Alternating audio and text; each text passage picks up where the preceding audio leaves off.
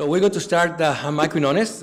We're going to start the afternoon session on role of imaging in heart failure. So I'm going to talk to you today on left ventricular strain. This is ready for prime time for the assessment of ventricular function. And of course, this is something we do every day. We look at LV, 80% of echoes ordered every day are for LV function, and everybody wants to know the EF. What's the EF? Ejection fraction is about 6 decades old, so it's been around a long time. It has stood the test of time, and that's one of the many reasons that even the orthopedic surgeon wants to know what is the EF. But we do, and therefore it has major contributions. It has helped us differentiate these two grades of heart failure with preserved and reduced EF, importance in multiple diseases, particularly ischemic disease, prognosis in many diseases based on EF, select patients better for implanting ICDs, determine appropriate time for surgical interventions in multiple diseases, particularly valve disease. But there's an interesting thing that happens with EF, and this curve has been reproduced in multiple studies. This came from the Digitalis trial, but it shows that if you look at mortality, no question about it, as you go back to low levels of EF, there's a very rise. But there's this plateau here, where you have EF over 40%, and there's a scatter in terms of the prediction of mortality from the EF. And that's because EF has a number of limitations. First of all, very load dependent. If you increase preload and you bring more volume to the heart, EF goes up. If you lower preload, it goes down. Notice that the end-systolic volumes stays about the same. If you increase afterload, then the opposite happens. End-systolic volume goes up, EF drops. So there's a lot of interactions with loading that allows people to have what looks like a preserved EF despite having myocardial dysfunction. Great example is mitral regurg, walking around with an EF of 61%, yet they do have a myocardial dysfunction that can be found by other techniques. So EF is not an index of myocardial function. It's an index of global pump performance of the LV. So then came strain, and the first thing that came with strain was with tissue Doppler, because strain basically is looking at deformation within the heart. Most of the time we do the endocardial, subendocardial layers, but there's technology that probably will eventually get us into the myocardium. So this is looking at deformation within the heart in multiple regions as well as globally. And of course, tissue Doppler, when we went from spectral to color tissue, we were able to then do similar things and get curves like that. But tissue Doppler had some reproducibility issues and, importantly, angle dependence. And then came speckle track. And speckle tracking now is a decade old. I mean, this is no longer a brand new technique. And it uses the digital technology. It uses the fact that we have a digital matrix where we can look at speckles within that matrix and trace them and see how they move within time. So that we can do the same thing. We can look at this point moving here, that one moving there, and then how much they shorten between each other, and then look at strain rate in multiple regions, and look at radial strain, which is a vector moving towards the center of the cavity, circumferential strain, which is more in a short axis along the circumference, or the one that we're using more often these days, longitudinal strain. So I'm going to spend most of my talk on that one because that's the one that I have had the most literature and the most work on. So this would be a normal heart, and the first thing that we see is that all the regional strain curves in multiple parts, this is longitudinal, they're all moving symmetrically, and they're relatively a relative tight relation between each of them. In contrast, here we have a heart that we don't need strain because we see it and say, that heart sucks. But our eye tends to see a global dysfunction. Everything looks bad. Yet when the strain is done, you can see that there are some regions that are a little better than others. This one is not that bad, and there are regions that are actually almost dyskinetic, which the eye has a little bit more difficulty picking up. So now the strain can give us some regional changes happening within this ventricle that is depressed globally. So this is a normal example, nice normal heart. We all, by eyeball, we say this looks like a normal LV. And in fact, it has very nice curves. It has this colors map is interesting because what it shows you is over time, different regions of the heart, how velocities are changing, and you can see that the colors are moving in a uniform manner. When you have a lot of regional dyssynergy, those colors get all messed up. So it's just a easy way by eye. But the bullseye, which is the one that has become much more popular, does that very nicely. So if you integrate all those regions from the 4-chamber, the 2-chamber, the apical long axis view, you get regional strain, and then you can get the average of everything, which is, in this case, minus 21%, okay? Great.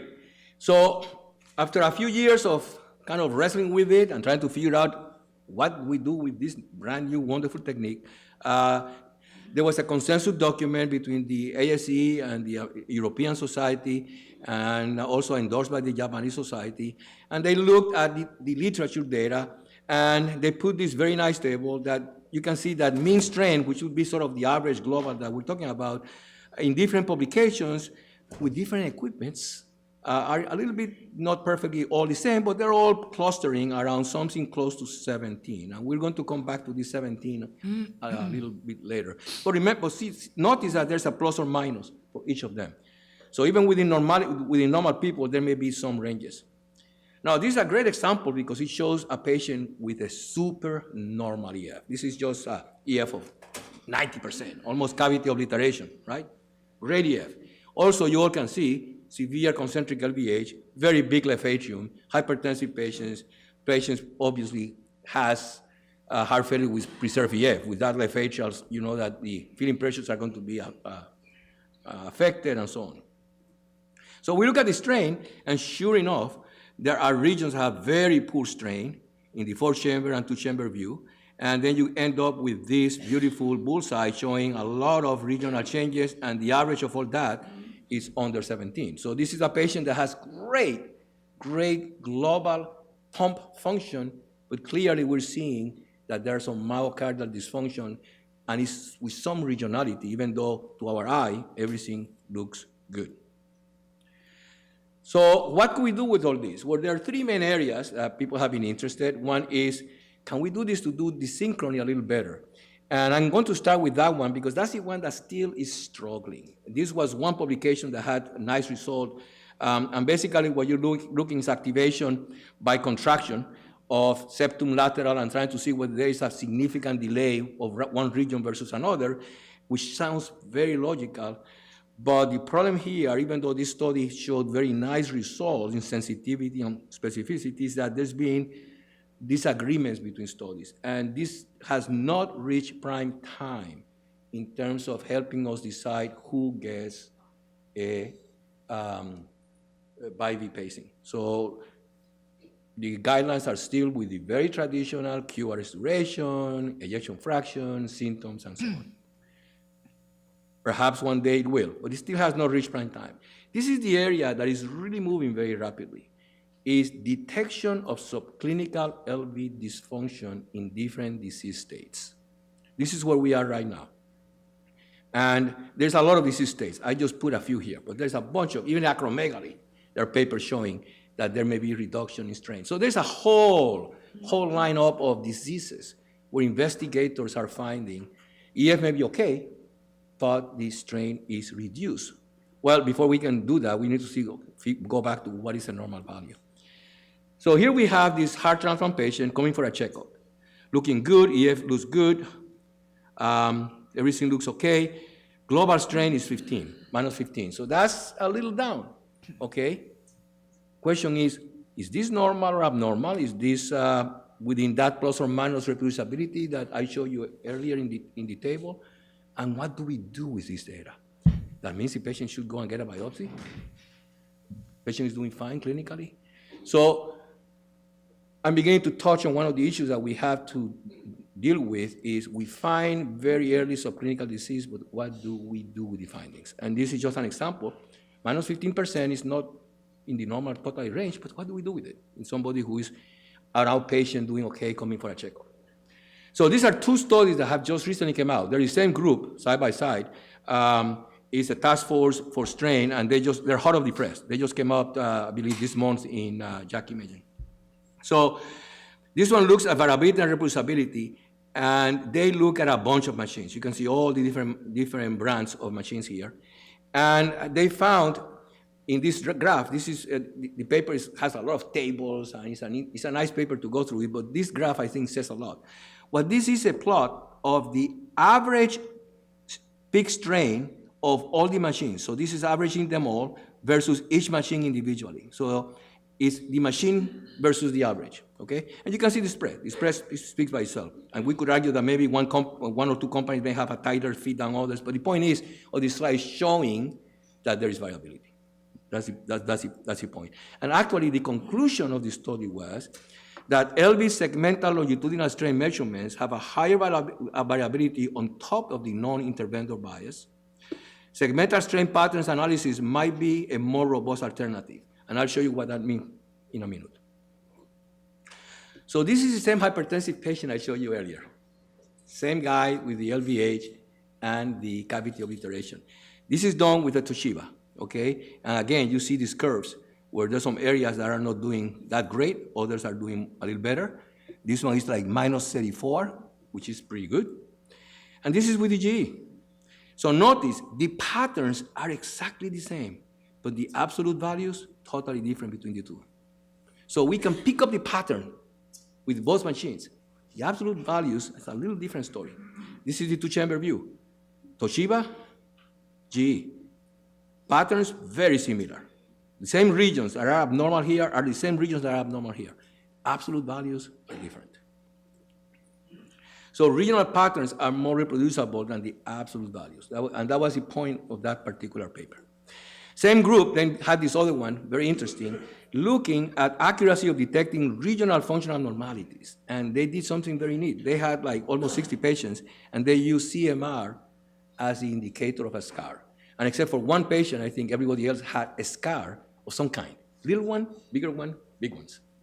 And this was there were two messages in this article. One was little scars are scars that have only one segment with neighboring segments not affected by CMR. They had normal strain. They could not detect those little scars. When they have more neighboring segments that were abnormal by CMR, then the strain in those regions became abnormal, okay? So that was one of the messages that they found in that particular study. So the strain struggled to pick up an abnormality when it was a small scar. And the ROC curve shows very nicely that for different companies, the apical segments always did better than the basilar segments. That was one of the messages of this slide, regardless of the company that was being used. But interestingly, when the gold standard was not CMR, but the eye, the ROC curve was very good. Why? The eye has the same problem. The eye needs more than one tiny little thing to pick it up. So now you're having two techniques that have the same issue. They need more than one little segment. And now the ROC curves were much better when the eye was the gold standard. So here is a couple of examples. This guy, the eye picks up very nicely, this region that is akinetic, and the strain picks it up very nicely too. Here's another one. This is more global ventricle, but again, now we're showing findings suggesting multivessel disease, possibly, even though it's a kind of a global depression of EF. This one has one of those EF that are in the 45, maybe low 50% range that we talk about. Average GLS is minus 13, and there's some regionality that even the eye has some trouble picking up. This was an interesting case because it showed a deep area in the apex of abnormality that initially we could not see. But then the sonographer did a little bit more imaging closer to the apex, and sure enough, now the eye picks up that the apex is in fact abnormal. The strain picked it up very nicely. So also hot off the press is this particular paper that also came out this month. It's from Elizabeth Potter and Tom Marwick, and it's an editorial review kind of paper where they're making a case, and in fact, strain is ready for prime time. And this is the same slide I showed you earlier. The point they're making is that there is a subgroup of patients where EF is better than 40, and EF itself then doesn't do a good job in predicting outcomes. In contrast, what they have found, investigators have found, is that in a chi-square analysis, if you add the strain in this group of over 35%, then the strain significantly improve prediction of outcome. In body F, nah, body F already strong enough that you don't need the strain. So they come out with this concept, which is a conceptual slide, where they say, okay, if we're using EF, right, we have normal EF, we have borderline EF, we have moderate depression and severe depression, and for each of these levels, there are multiple ranges of strain, where normal EF that has a very severe strain, less than 12 to 16, is going to, in their view, is going to have more events and a worse outcome. So this is a working concept that I think is very interesting, and I think there's data coming out now more and more suggesting that, in fact, that may be the case. So this is a patient with a stroke, looks like a beautiful normal echo. Global ES is minus 15. Again, the same question, slight reduction. Normal diastolic parameters by E prime. What do we do with it? So we still have those answers to question. We're going to hear a lot more about this from Dr. Plana, but this is one of the areas that everybody is a lot more involved. And this paper also came out very recently, in 2014, with an analysis of multiple studies showing 1,500 patients done, showing that, in fact, reduction in strain was more sensitive than EF in picking up cardiotoxicity, and that somewhere between a 10 to 15% early reduction in strain predicted what could happen with EF later on with continuing therapy.